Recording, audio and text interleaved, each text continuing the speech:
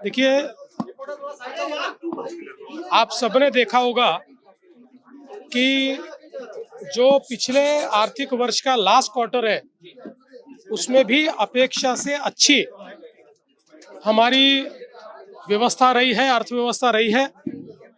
और जिसके कारण हम लोगों ने जिस प्रकार से अपेक्षित किया था, उससे भी अच्छा ग्रोथ रेट हमको एक प्रकार से देखने को मिला है।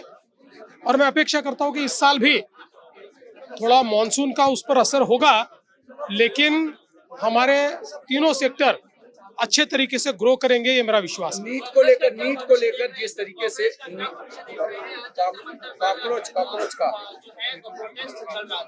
क्या है? देखिए, ये जो प्रोटेस्ट हुआ, इसने ही उसका भविष्य और भवितव्य हमारे सामने खुली किताब की तरह रख दिया। जिस प्रकार के नारे वहां लग रहे थे, जिस प्रकार की बातें वहां हो रही थी, मैं ऐसा मानता हूं भारत के युवाओं की अभिव्यक्ति नहीं थी। इस देश में कुछ लोग भारत रत्न डॉक्टर बाबा साहेब अम्बेडकर जी का संविधान दिखाते हैं और उल्टा बर्ताव करते हैं। उसी संविधान ने तैयार की हुई इंस्टीट्यूशंस को, संस्थाओं को नकारते हैं और अराजकता फैले, इसकी कामना करते हैं। ऐसे इरादे कभी सफल नहीं हो सकते।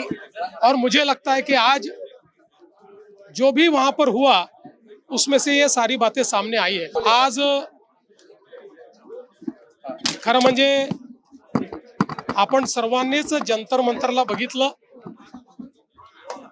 ज्या प्रकारे त्या ठिकाणी भाषणं झाली, नारे लागले, वक्तव्य झाली, त्यातनं एक गोष्ट लक्षात आली, भारताच्या युवांची अभिव्यक्ती नाहीये, तर अराजकता पसरवण्याच्या मानसिकतेची अभिव्यक्ती आपल्याला पाहायला मिळाली।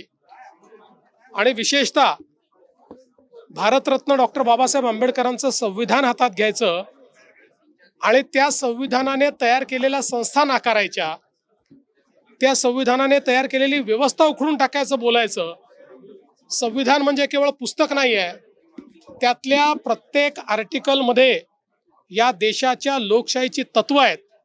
ती तत्व नाकारणारे पुस्तक घेऊन फिरले तरी ते भारतरत्न डॉक्टर बाबासाहेब आंबेडकर विरोधी आहेत, ते संविधान विरोधी आहेत। त्यामुळे मला असं वाटतं की आज या अभिव्यक्तीने त्यांचा खरा अराजकतावादी चेहरा आणि मनसुबे हे उघडे झाले आहेत। कुठलंही समर्थन मिळालेलं नाही।